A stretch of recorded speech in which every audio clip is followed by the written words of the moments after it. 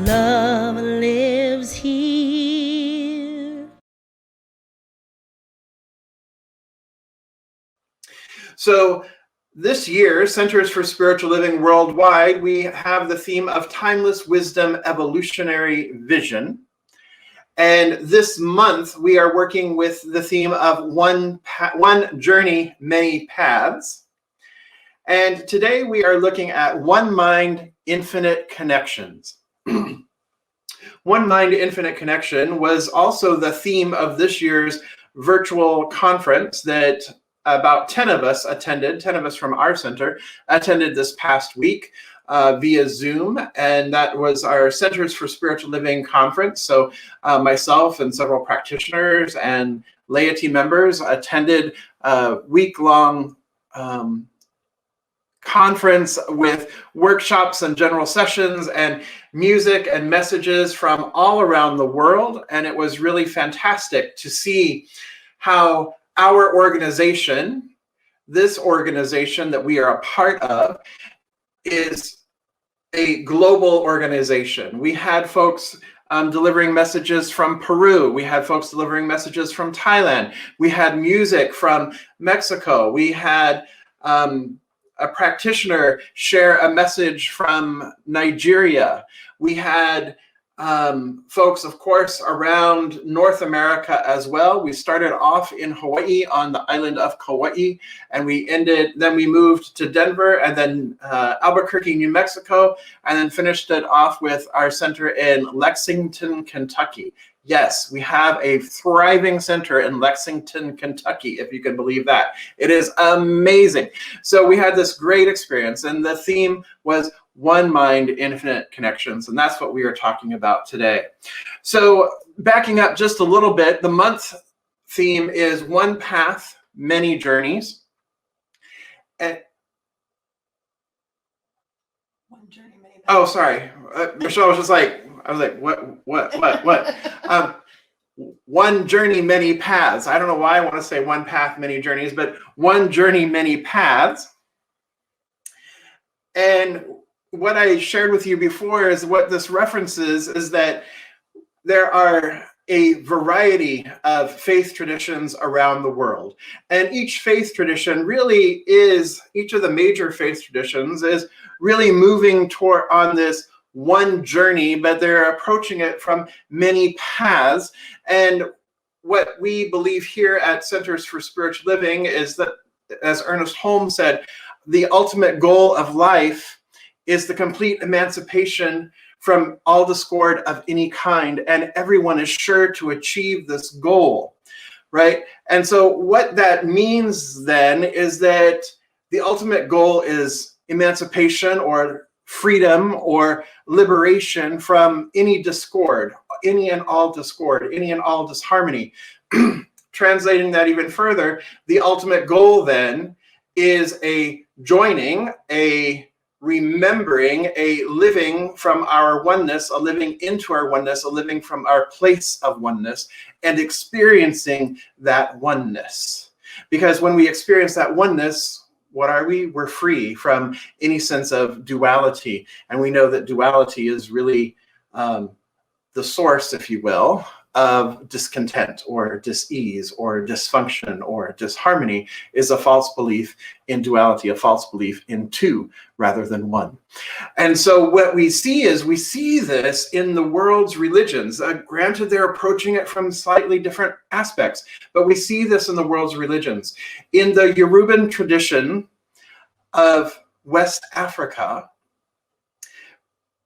there is the belief in one omnipotent, omnipresent being, spirit, God, if you will, that is genderless, has no gender, that is everywhere present, always and in all ways, living within each and every one, living within all of life, that all of life itself is interconnected, that all of life is an expression of this one, and that the individualized soul, or individualized like you and I, that the ultimate goal of that soul is a return to their awareness of their oneness.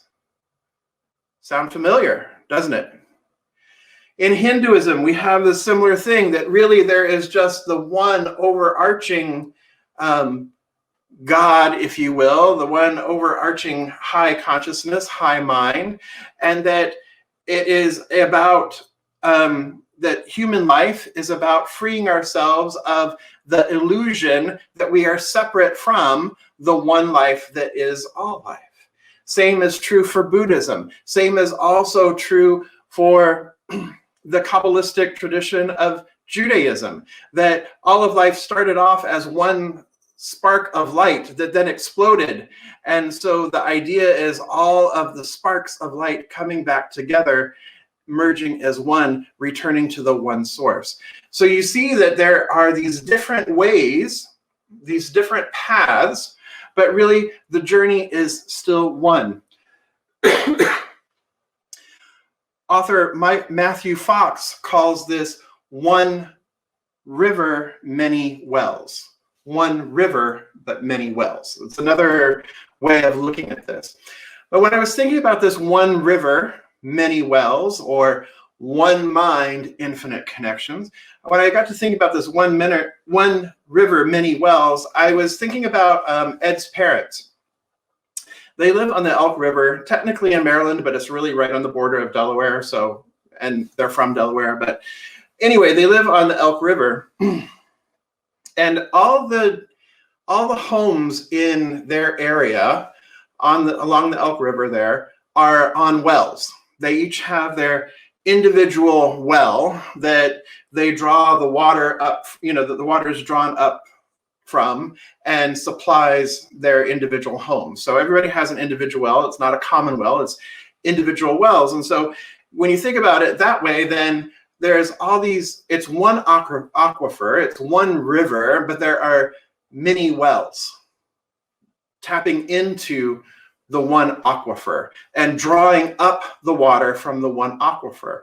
So in that way, the one aquifer is the connector. Each home in their neighborhood, in their area, is connected to every other home in their neighborhood with this one aquifer. So if the water becomes tainted in the aquifer, if there's a problem with the water in the aquifer, then it impacts everybody, right? Fortunately, that hasn't happened, so all's well. But the idea here, though, is that there's one aquifer, and each one is tapping into that one. And each one is using it individually. Each one has individualized their use of the water. Water is a metaphor when we look at metaphysics, and when we look at metaphysical interpretations, especially metaphysical interpretations of the Hebrew and Christian Bible. Water is a metaphor for consciousness. So God spoke its word upon the waters. So God spoke its word upon consciousness, and life was created, and earth was created, right? So it's speaking the word upon the water, the word upon consciousness.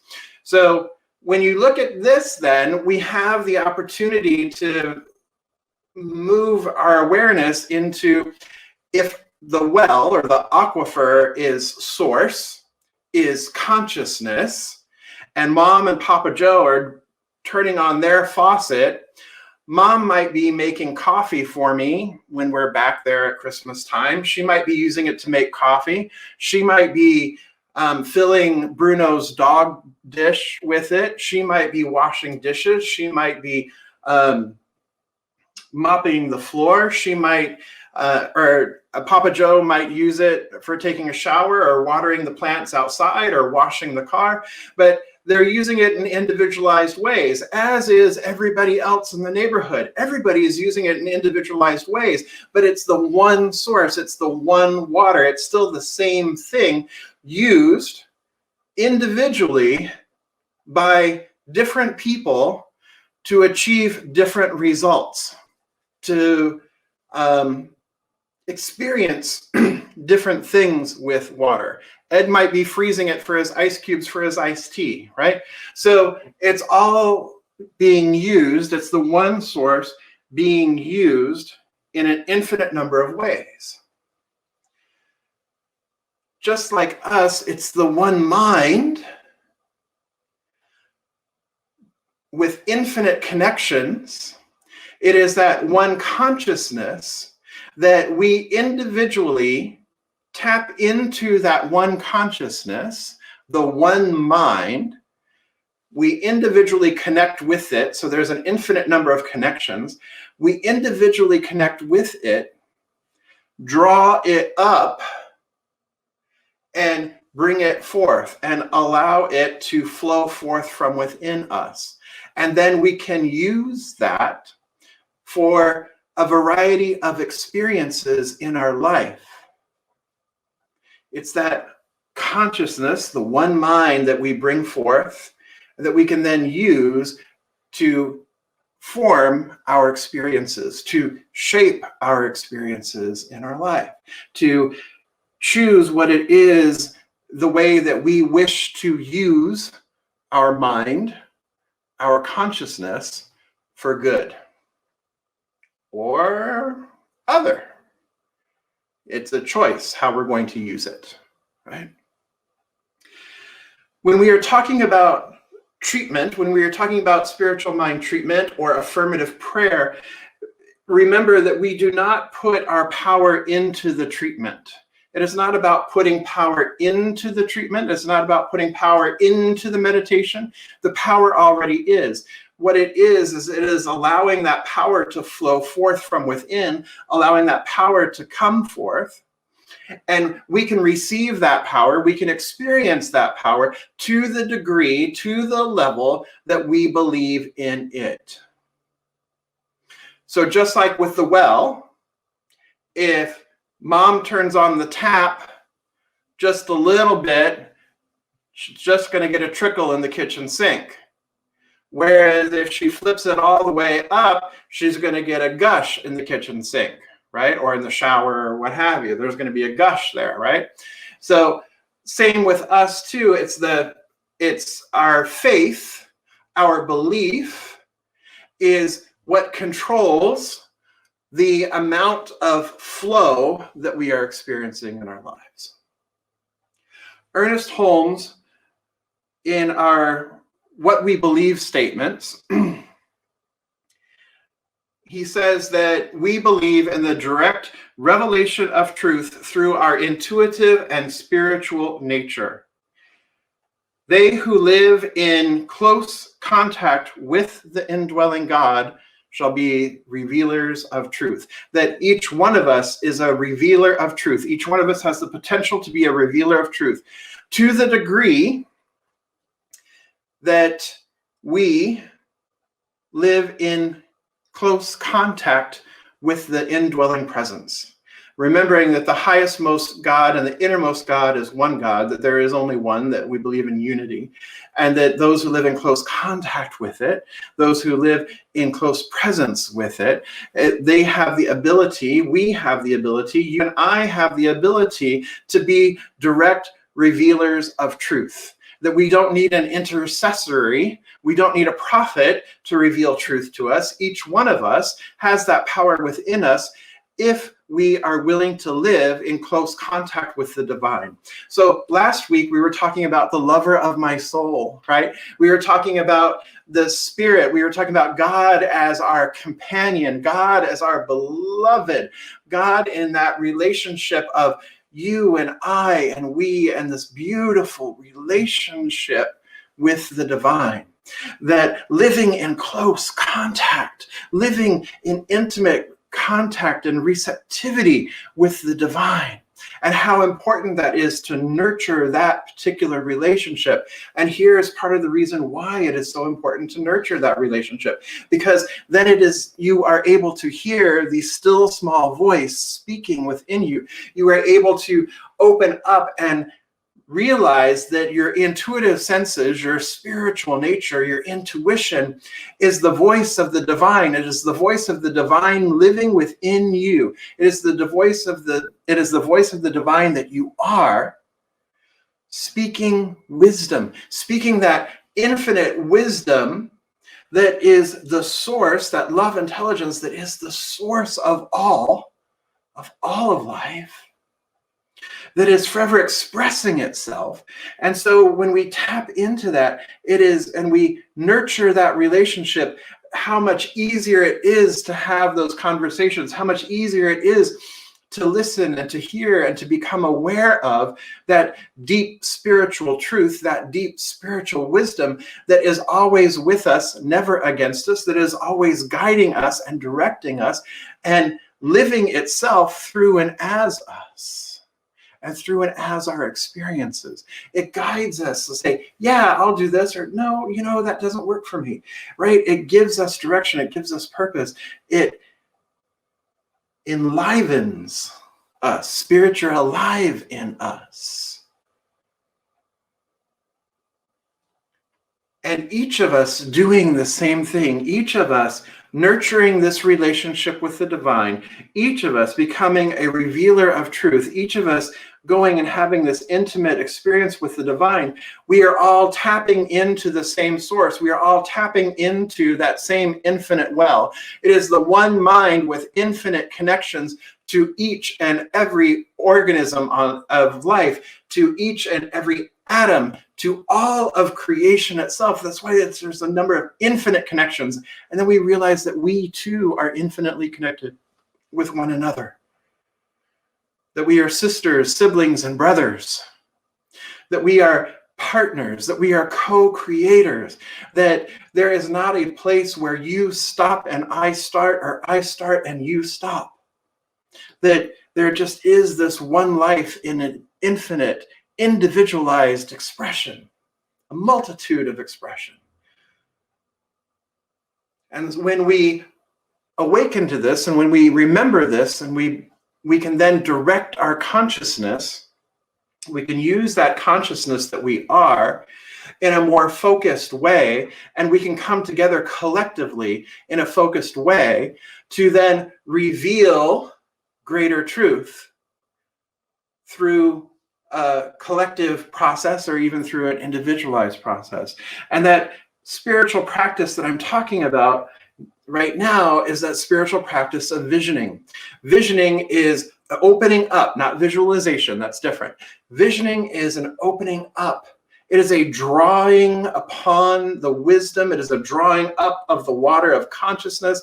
It is a drawing and rising to the surface, the divine wisdom, the divine love intelligence that is present. It is an active process of drawing up the water and revealing truth, revealing the power and the presence, and having it available for our use, having it available to us, having it available for all of us to share together in the collective whole.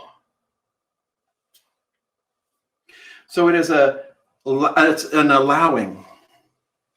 So what I'd like to do here now with you, and I know how Roxanne loves when we do these things, so it excites me when we do them and here in service, is I would like for us to come together around a single question.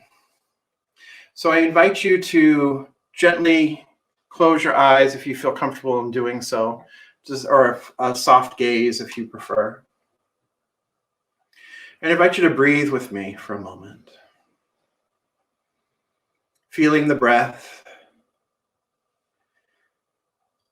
feeling that unconditional love, the agape love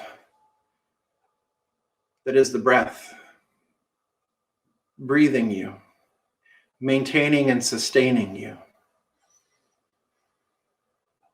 breathing life and energy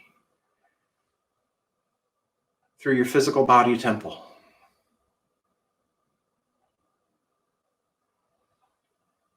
Allow your mind just to rest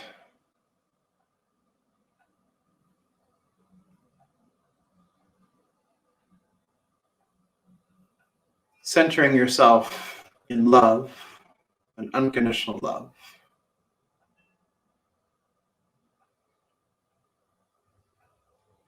I invite you to allow yourself to draw upon the depths of the water of consciousness and allow whatever to arise, whatever wanting to arise, whatever revelation is wanting to come to the surface, to do so in answer to this question.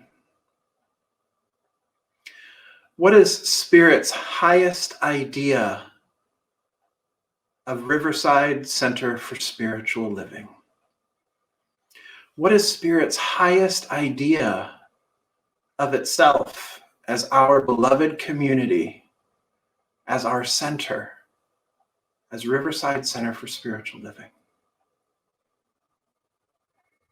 And allow it to surface. Don't force it. Perhaps it's a word or a phrase or an image. Perhaps it's a symbol, a sound, a scent. Perhaps it's just a feeling, a sensation. And perhaps it's just silence in the moment. There's no need to judge it, just simply allow. Allow consciousness, the depths of consciousness, to rise up to the wellspring of your mind, the wellspring of your awareness.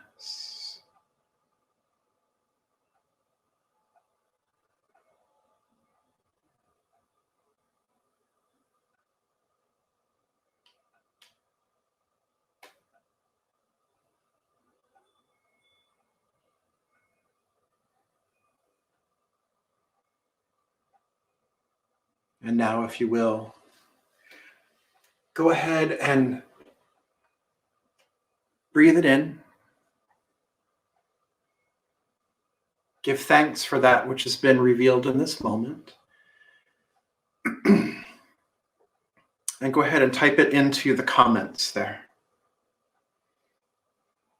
Type it into the comments of your Facebook or YouTube there. Comments are available in both places. So go ahead and type in anything that's been revealed in this moment, what has risen to the surface in the wellspring of your consciousness. I see a lighthouse, I see community and commune, another community. What else has come up for you?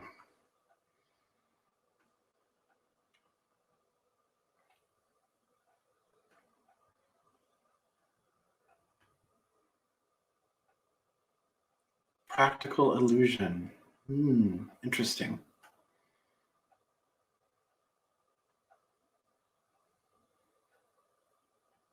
Community. Vibrant youth programming.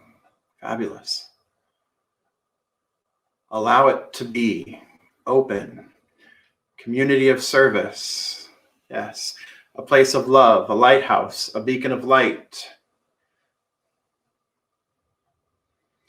Be transformed by the renewing of your mind. Yes. Keep reaching out and sharing our teaching with the community. Yes. A peaceful place, a place where truth and awareness are realized. Yes. Yes, yes. Place of progressive thinking where all peoples are welcome. All of us in community together again, overflowing with love, peace, and prosperity. Yes, let's keep those coming on in. And as you see there, as people are sharing what has come up through their own individual consciousness, their individualized consciousness, we're already beginning to see themes emerging about being together in community. There's a vibrancy, there is active, that we are connected, and that we are expressing and sharing love out into the greater community. So we are seeing these things as themes emerging. And so what we see from this, keep them coming in. Good morning, Denise. Fortify Riverside with love, acceptance, diversity, and kindness. Yes, amen. Vibrant, active community. Yes, Vicki, wonderful. That we are all connected. Yes, Bill.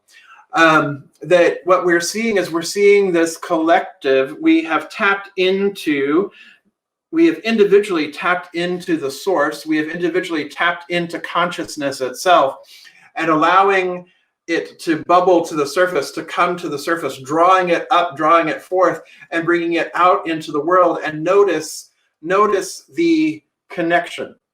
Notice the theme that is running through this, that even though we are seated around Riverside, around the country, around the IE, that notice how regardless of where we are physically in space, each of us tapping into that one aquifer, bringing forth truth, we see the commonality, we see the thread, we see the connection. We see the love, we see the community, we see the activity of being a beneficial presence in the world, a beacon of light, a beacon of love, that we are shining a light and we are being the presence of love in our larger community. How fantastic to see this. This is a real demonstration of what we've been talking about this morning, of tapping into that source. And you can do it for yourself. You can do it for your family. You can do it for your relationships. You can do it for your work. Whatever it is that you have that may be in your mind or that may be on your heart, you can tap into, explore that relationship with the divine, and listen, and simply go in and allow your consciousness, allow yourself, your awareness to dive down deep into the well of consciousness, the water of consciousness, and allow it to come forth by simply taking a moment and pausing and inquiring, asking a sacred inquiry. What is Spirit's highest idea of?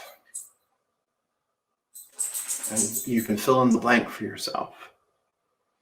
So this week, I invite you to continue to nurture that relationship with the divine, continue to nurture your relationship with the beloved of your being, and enter into greater dialogue. Last week, you wrote a letter. This week, I'm inviting you to enter into a greater dialogue, a dialogue with the divine. What is Spirit's highest idea? Or what is your highest idea, Spirit?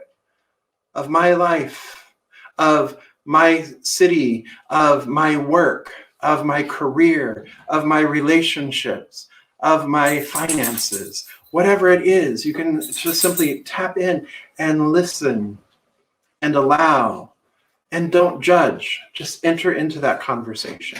So that's what I invite you to this week.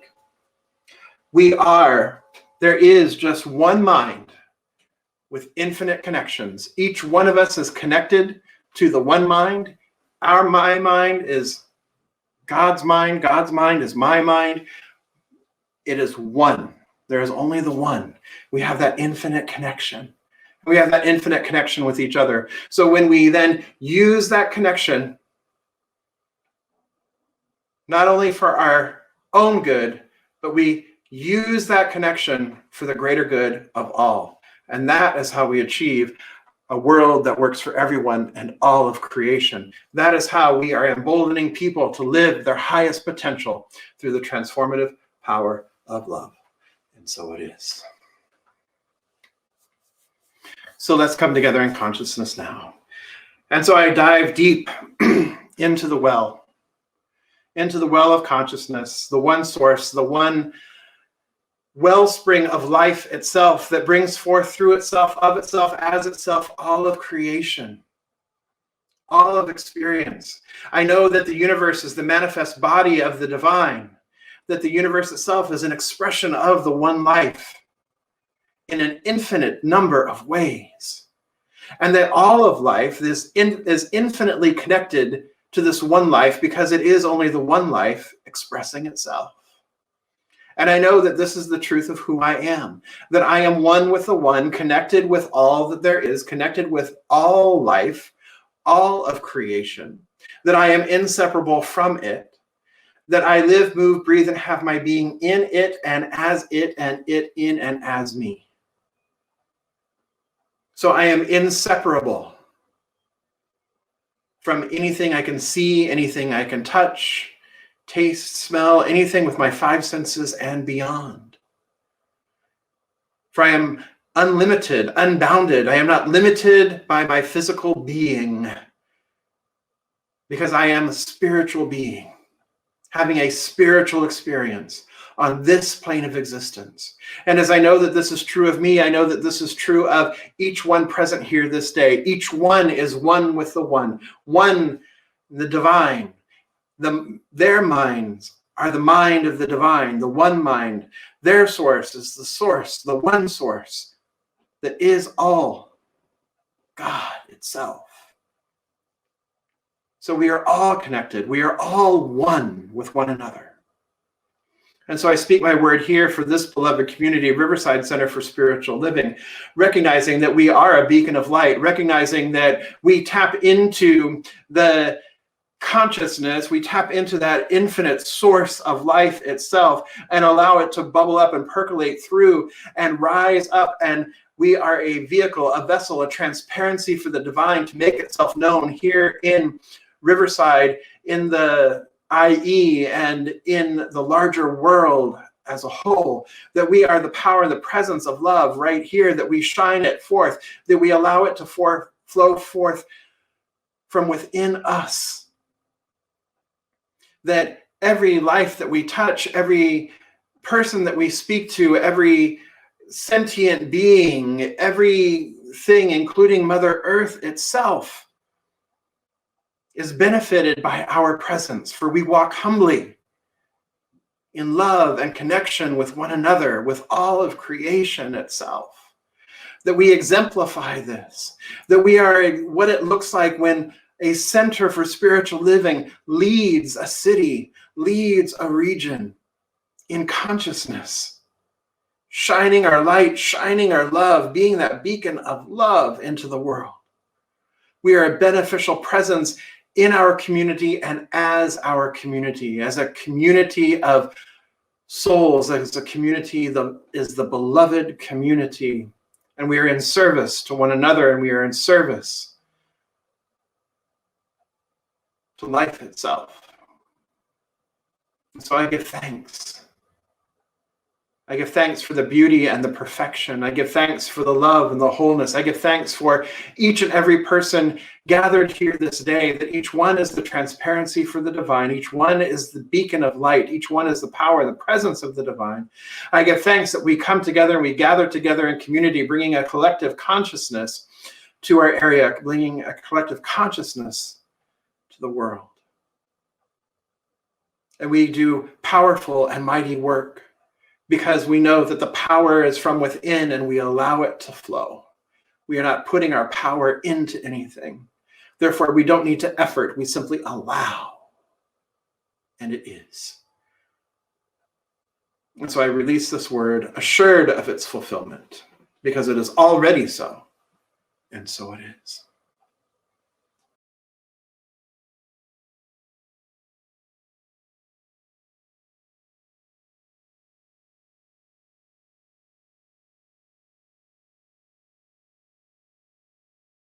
Love